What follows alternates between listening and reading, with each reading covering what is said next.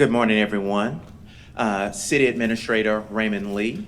I want to thank Portlanders for their patience and compassion as we navigate a very challenging situation with the Centennial Mills fire. We know the fire itself and the closures and activity for the last week have been disruptive and unsettling. The seriousness of the situation was underscored last week with the news that 2 K-9 sweeps found evidence of possible human remains on the site. And over the weekend, we heard directly from Union Pacific that they plan on resuming rail operations. As of now, we understand this will happen today in just about an hour.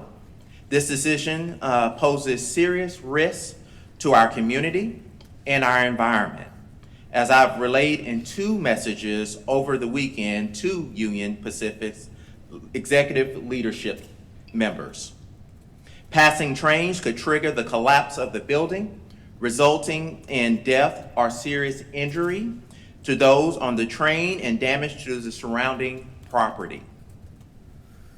If Union Pacific chooses to proceed despite our warnings, we have asked them to mitigate risk by staging a hazardous or hazmat team near the rail line and deploying devices to monitor vibrations near the building to warn of possible collapse. If Union Pacific does begin operations today, Mayor Wilson is also prepared to sign an emergency declaration. This allows greater flexibility in assigning city staff to the incident and allows emergency procurement for services such as debris removal. A declaration also signals the seriousness of this public health and safety risk. Our priority has always been clear from the beginning: protect the public, protect the first responders, and protect everyone working at and around this site. That means maintaining closures and safety parameters, carefully assessing the condition of this severely damaged structure, and coordinating across agencies to make sure we do not put additional lives at risk. That's exactly what our team has been doing for the past week. I want to thank the city staff who have been working tirelessly, from the fire inspectors to the emergency managers to our communications and to our building permit staff. We know Portlanders want answers. We are committed to sharing information as it becomes available, but this remains both an active investigation and a dangerous site, and we have to proceed accordingly and carefully.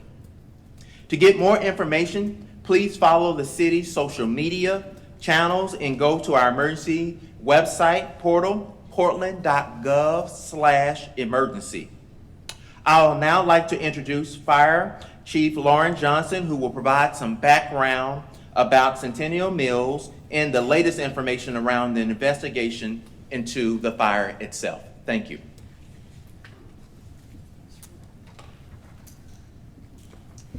Good morning, everyone. On August 2nd, just before 4 o'clock in the afternoon, Portland Fire and Rescue responded to the Centennial Mills building for a very large fire that escalated to 4 alarms. The fire was declared under control during the evening hours, and we shifted to performing fire watch duties throughout the night. Beginning on August 3rd, fire extinguishment activities were paused, and the Fire Investigations Unit continues to investigate the cause of the fire. As you've heard throughout the week, the building is too dangerous for even our investigators to be near or inside it. That said, we've used a number of investigative tools to support our investigation, including reviewing videos captured by cameras in the area, using a drone for mapping the building and giving us a view inside where all of the floors have collapsed and just the walls remain, and using human remains detection canines. On Thursday, August 6th, the canines indicated that it is likely that human remains are present in the building debris. But we are not able to investigate this possibility completely until the building is taken down to the point that is no longer at risk for collapse. Continued flare-ups are occurring and are being addressed by sending site security and fire responders to evaluate. We expect small fires to continue until demolition is in progress and it is safe enough for us to get close and provide complete extinguishment. It's important for you to know that we are working side by side with Portland Permitting and Development to ensure that the plan for demolition continues to move forward. The demolition process is necessary and will aid in our investigation by making the building more safe for investigators to enter and for the interior of the building to be more closely examined, both for evidence of the fire's origin and a search for possible human remains. We've prepared for the start of rail traffic by briefing our hazardous materials team and our technical rescue teams. Our personnel have been doing site visits and reviewing operational guidelines, and they did this as recently as yesterday morning. They were joined on site by the Portland Bureau of Emergency Management and Union Pacific. Relatedly, one point that I continue to emphasize is that our special response teams, like Hazmat and the technical rescue team, are on duty every day to manage the emergency calls that require their special expertise. Just this morning, our teams, along with the Portland Bureau of Transportation and City Environmental Services, responded to the Hayden Island area for a tanker truck that was leaking sulfuric acid. That spill has been contained and there is no danger in the area. But this is why we are especially concerned if rail traffic were to resume in the collapse zone. It would cause a significant draw on our resources if we were to have another emergency in the area that we've already advised should remain closed. Before I hand it over, I want to recognize the extra effort that the emergency response personnel and so many of our city partners are committing towards mitigating this hazard and keeping the area safe. I urge everyone to heed the posted warning signs and obey the instructions of security. It is not safe to enter the collapse zone. At this time, I want to introduce the Director of Portland Permitting and Development, Eric Cooch.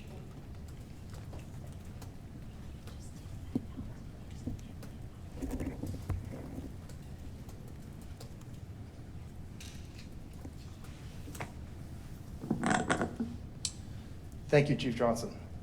Good morning. My name is Eric Cooch, and I'm the Director of Portland Permitting and Development.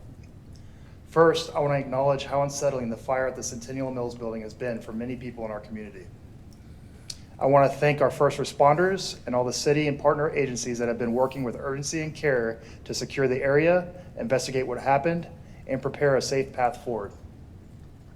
As Chief Johnson shared, the site is still under active investigation. Portland Fire and Rescue is continuing to assess the scene, taking every precaution to protect responders working in and around a severely damaged structure. Once this phase of work is complete, Portland Permitting Development and the Emergency Operations Center will coordinate demolition and cleanup. The demolition process will help the investigation by removing unstable structural hazards surrounding the area of canine interest. Investigators will be able to safely access the areas identified during the canine searches in order to do forensic examination. We will have investigators embedded in the demolition team to ensure that as areas become more accessible, Portland Fire and Rescue can continue this work. Demolishing the buildings is complex work that requires specialized equipment and expertise. The property owner is in close contact with city staff and has engaged a structural engineer. The owner is also working to identify a qualified demolition contractor, which we expect to happen today. Last week, Portland Permitting and Development issued a formal notice requiring demolition of the building. We also issued the demolition permit. The notice outlines several immediate safety steps, including disconnecting utilities, maintaining street closures, maintaining a safety perimeter around the building, and providing a detailed demolition plan with fall protection measures. It also requires 24-hour on-site security and requires removal of water tank and mill structure to begin no later than Friday, August 14th. The Oregon Department of Environmental Quality is also engaged to ensure that any dust, debris, or other airborne hazards are properly controlled throughout the demolition process. Everyone involved is focused on removing this damaged building as safely and as quickly as possible. The city, the property owner, contractors, and public health agency are working together closely, and more information will be shared as plans are finalized. Because the building is at risk of collapse, this is not a standard demolition. It requires specialized engineering and equipment and experts with very specific experience to protect workers, nearby infrastructure, the railroad, and surrounding neighborhoods. Given the structure's condition and its location, the planning must be done with care to ensure the highest level of safety for the community, the environment, and local infrastructure. I urge everyone to take any closures, perimeters, or other safety precautions seriously while this work is ongoing, and to check the city's social media and website for updates. And to our media partners, thank you for helping us keep the community informed. Thank you.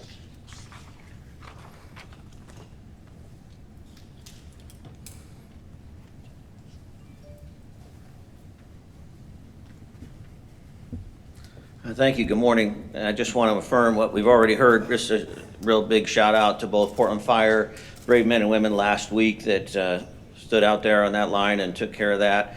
City Administrator Lee and Chief Johnson's leadership, bringing really all the resources to bear that the city has to offer, specifically in the public safety service area. So just really grateful for that.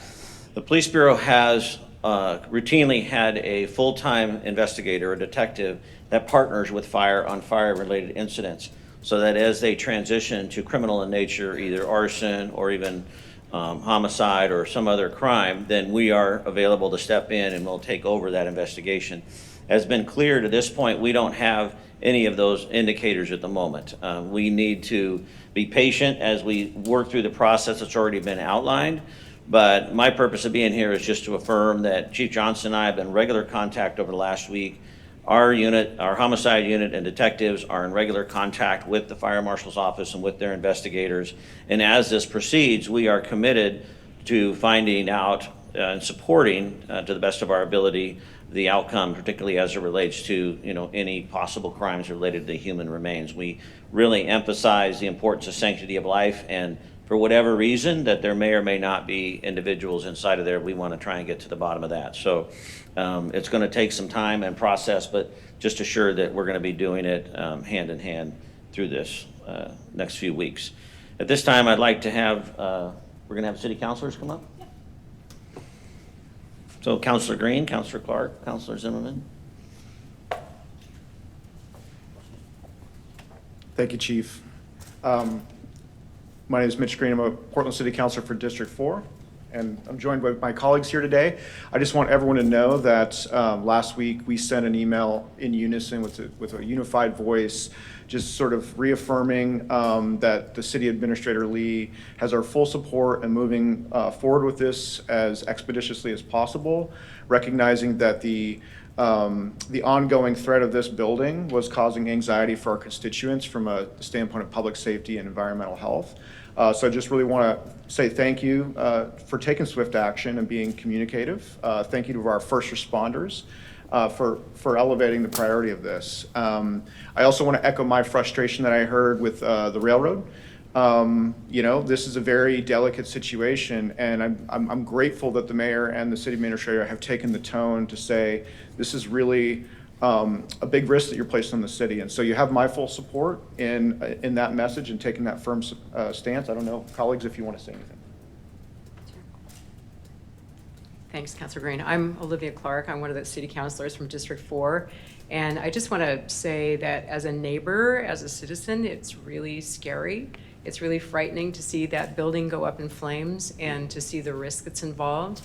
And I also want to thank all of the first responders. I think we're stretched very thin based on forest fires and all the other challenges that we have in the community. We're going to be having to call in help, I think, from the whole region to help us with these emergencies. So thank you to Chief Johnson, to Chief Day, and all the emergency folks that are out there helping all of us. I have total faith in your ability to make this right, to keep us safe. I know we're all on edge over what's going to happen, and I want to encourage all of my friends in the Pearl District and neighbors, if you're curious, don't go there. Don't go near it, please, for your health and safety. It's a temptation, but please don't do it. Let's let the professionals take care of the situation. Thank you. Thank you. We've got a good set of colleagues up here being united in this. The Pearl District's, it's a very visible neighborhood for everybody. I'm Councilor Eric Zimmerman, and you know, what was remarkable was in that defensive posture, I've heard from numerous constituents and members of the community who really appreciated how much defense had to happen across the neighborhoods, because bushes were catching on fire, lawns were catching on fire, and so spot fires were being put out across the area. So that's important. The area is still filled with debris. The train tracks have inch-plus sizes of, we're not talking ash, we're talking pieces of wood and metal that floated and then have dropped across the neighborhood. So Portland takes a long time to do things. It will not take a long time to make this a safer place. It will not take a long time to clean up the Pearl District and the rest of the neighborhood. So appreciation to all of the teams who've worked on this, and deep consideration for the seriousness that this situation was both in the moment and has become more so since the investigation began. So thank you to everybody, and thank you to my colleagues for being united.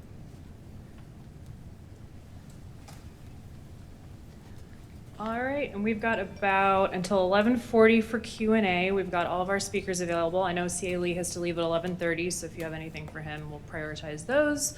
And then additionally, we have our fire investigator in the house too to answer some questions, and a representative from the county. So, yes. Just to recap, is there a firm date on when the demolition is supposed to begin?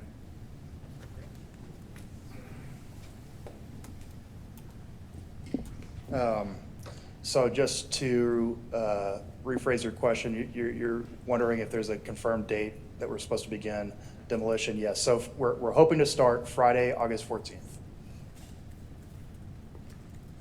Yes. So this is more about the trains Union Pacific. What authority does the city have to say, hey, you cannot have your trains rolling through? I know we have this like emergency declaration. It sounds like that's kind of making a statement, but really what can the city do to physically stop those trains? Currently, right now, the city has very limited authority to really stop the trains. What we can voice to Union Pacific is our concerns as it relates to the impact it would have on the actual site itself and the community as a whole as it relates to continuing operations in that area. We have been having verbal communication with them. We know Union Pacific has visited the site itself to assess it themselves, but we're continuing our communication to them as it relates to our assessment of the site with our engineers of the impact it would have to continue those operations, which we feel would be hazardous to the community to continue those efforts. If this building collapse is as dangerous as you guys say it is, why not just sign the emergency declaration now? We have resources now as it relates to if the building was to fall today, to have responsive resources and services to address debris removal in any type of incident that may occur after the building collapse. So the emergency declaration is more of a funding mechanism for us as it relates to releasing the ability to use certain dollars for us. But the city is more than capable right now to proceed with services in addressing that situation. Follow up to that. That zone around the area, like where people live in that park, it's not that big, and there's nothing stopping people from walking their dogs and their dogs sniffing the grass.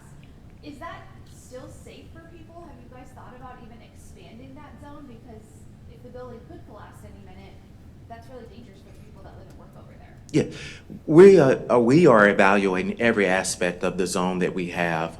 Currently, right now, this is the perimeter that we have. We're assessing day by day to see if that needs to be expanded as it relates to the potential of the building being collapsing on its own. But we know as a city, if anything comes through that area, there will be some type of impact to any individual that is in that area. We're just trying to see how do we minimize that as a city, but we are taking that under consideration as well. I have two questions related to collapse and then to Union Pacific. First, on the collapse, I think people in the neighborhood are also confused. Could you speak to the process of demolition? I mean, I think people want to know if it's so dangerous, why wait till Friday? Also, I guess while we have you up here, I'm wondering if Union Pacific has responded to your requests for mitigation, having a hazmat team and vibrational detectors. Not yet. We haven't received anything in writing from Union Pacific, and the chief may be able to speak to some of her verbal communication with Union Pacific on that matter, but we have not received anything in writing as it relates to our concerns, as it relates to them proceeding, or what things they need to put in place for mitigation. Yeah, in regards to demoing the building and why are we having to wait till Friday, this is not a standard demolition. Since the building is at risk of imminent collapse, we're having to work with engineers to develop a plan to demo the structure, and also to make sure that whatever demo contractor the owner ends up selecting can demo the structure safely, right? As well as take down the structure in a safe manner, so to minimize impact on the community. Thank you. Are the walls reinforced with steel? Yes, the walls are reinforced concrete. Yep.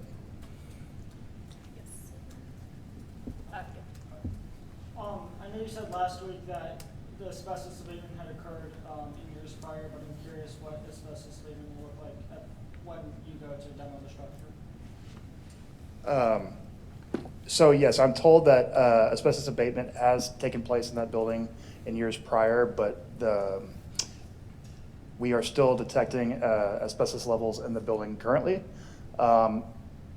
As far as a plan for the abatement during the demolition process, I would lean on the contractor themselves to develop a plan for that. So I don't have an answer to that question yet, but hopefully I'll have more information for you later in the week. So we've talked a lot about safety and perimeter out there this weekend. I can tell you every single person I talk to who lives or works out there are not concerned about it crumbling. They just don't believe that. People are not only crossing those barriers, I even met a young man who went inside the building to take pictures.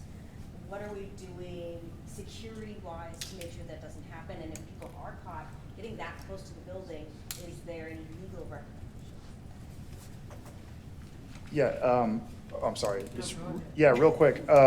So we have asked the building owner to erect a fence around the site today, as well as provide 24-hour on-site security. So I'm hoping that that happens today. Do you want to, Chief Johnson? Yeah. So Lauren Johnson, Fire Chief, let me just answer a couple of questions that have come up. Like CA Lee said, we haven't received a written response to any of our requests for hazard mitigation at the site, although we've been told that Union Pacific was going to bring a hazmat team of 4 people and a supervisor that would be in the area monitoring. It would be our intention, if we had an emergency there, to connect with them immediately, hoping that they had the manifest for the train and could respond initially just with what our initial actions needed to be, because they have knowledge of the manifest of those trains. In terms of, is this building going to collapse? I mean, we certainly rely on city engineers, but what's important to know is that we have so many past incidents where large concrete buildings like this do collapse once all of the floors are removed. So basically the fire burned through all of the heavy timber floors. This collapse zone is something that's industry standard, both for the engineering side and for the fire rescue side. And we would like to emphasize again, we are still concerned that that building could collapse. And I hate hearing that bystanders believe that not to be true. It's certainly a giant risk for anybody to be operating in that area, especially people that aren't authorized to be there and don't know about building construction. 2 questions. What would you guys say to Union Pacific if they were watching our newscast tonight? And 2, did you guys tell Union Pacific about this press conference and invite them to partake in it? I'll address the first question. What we would tell Union Pacific is the same communication that we've had in this. Be a partner with us. Work with us on this situation. I know this is constraining to their operations, but our first responsibility is public safety and ensuring that the community, the individuals that we have working on this site are safe and secure. Be a partner with us on this situation. Let's make sure that we're keeping open lines of communication as it relates to progress on it. We're committed to doing that as a city and ensuring that we're communicating on all levels as it relates to where we are within this process, what are anticipated next steps in this process, and when do we anticipate operations to safely proceed in that area. And I'll let our comm staff to kind of talk to the question as it relates to who was reached out to as it relates to this press conference. Thank you. We did not invite them. We've been obviously in constant communication with them as much as we could. We figured this was a public safety press conference about keeping everyone safe, so that's what we're here to do, and hopefully we'll speak with them soon. Going off of that, could you speak to the extent of damage that Union Pacific could suffer as well? I mean, we're talking about public safety, but surely it's a liability for them as well, anyone on board or lost property too. I can't speak to the specifics of the relates to the liability as it relates to if they continue operations in there. We know there would be some liability. Even the city would have to take under consideration what actions we would want to proceed with from a legal standpoint as it relates to if they continue and that building collapse and the ramifications to the community if that building does actually collapse due to their operations. But that would be something that we would have to discuss internally with our legal team as it relates to kind of our next steps in this process. Also, could someone speak as well to procedurally, I mean, what involvement the city can have when there is a building like this pre-fire? Again, a lot of neighborhoods are talking about, we've seen this building be a liability for decades. Why did it have to come to this for us to be having these conversations? Sure, that's an excellent question. So PP&D is primarily a complaint-driven bureau. So prior to the fire, the only open complaint that we had on the building was for tall grass and tall weeds. So, as always, we encourage people to reach out if, they have any complaints, if there's, squatters or folks, that are in the building that shouldn't be. But again, at the time, right before the fire, the only complaint that we had was for tall grass and tall weeds. Thank you. Yes. Have you talked to any other railroad companies other than Union? We have spoken to Airmark as well too, and Amtrak, should I say, and they are not running any operations in that area currently right now. They are using buses to transport from Seattle to Portland. As far as the investigation goes, how do you get a K-9 close enough to detect human remains or possible human remains? And then two, likely cause, are we leaning towards human cause? I'm just curious about the investigation side of it. I'd like to ask Jason Anderson, who's our senior fire investigator, to answer those. So to answer your first question about how do we get the canines deployed close, obviously our biggest concern is life safety and entering that collapse zone. At the time we made the decision to enter that collapse zone for the purpose of deployment of canines, we had to put in a very thoughtful and technical plan in order to ensure the safety of all. These particular human remains detection canines, we assessed the team that we were going to be deploying, and these canines can be deployed off lead in a manner to which the handlers don't actually physically have to be in close proximity to those canines. And so in doing so, you're limited in some facets based on their communication ability between the handler and the canine. But we were able to at least get about 45 to 50% of the basement area searched with the HRD canine teams before they were removed from the structure. And then you had a second question too as well. I was curious about cause, kind of where things stand with that. Excellent question. So with fire investigation, for us, we actually have to follow the scientific method. This is a method of forensic science. So right now, we're still in the data collection phase. And what that means for us is that we are still intaking as much information as we can. One of the things we can't do is draw premature hypotheses. We can kind of float the ideas around, but we don't want to go down one road too far in one particular hypothesis or bias sets in, and that can alter our investigative means or the direction we take our investigation. So right now, we're still in the information gathering phase. We are trying to ascertain as much information as we can, so ruling out things like mechanical systems that would have been functional in the building, electrical systems that would have been functional in the building.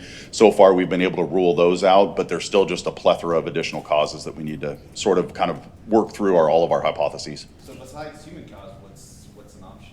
Well, there's a difference between human caused and human interaction. So if we're looking at intentionality versus accidental, so you could have intentionality, you could have accidental, you could have human caused in the sense of, or human interaction in the sense of discarded smoke materials. The list could kind of go on and on. So right now we know that there's not inherent systems in the building that would have malfunctioned to cause this particular fire. So those particular sources of ignition have been ruled out at this point. Now we're just trying to identify what other potential ignition sources might have been present. I have two questions. One is about you might, or the fire chief, the systems that were in place in the building, water sprinklers or anything like that. Was the building equipped with that? And if not, why? So this building was not equipped with a fire sprinkler system other than what was put into place in 1912, hence that large water tower that was in place. As far as the interaction, the mitigation for current code enforcement, I'll defer that to Chief Johnson. Do you know, I think it came before the big board recently for an appeal to close fire systems. Okay.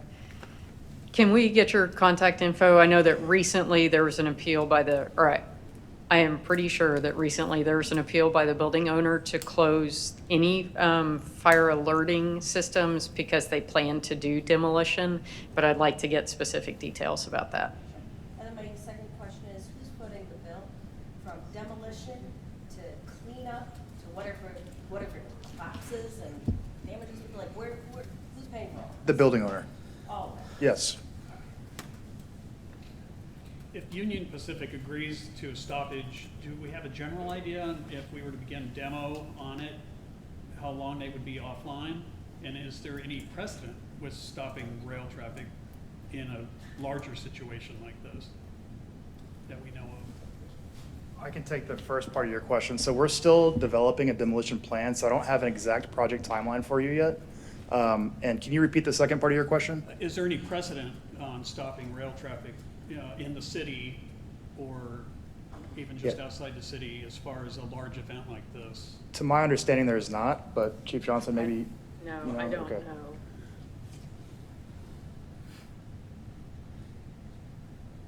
All right. Are we good? Awesome. Thank you all for, Thank you. yeah, thank you for being here.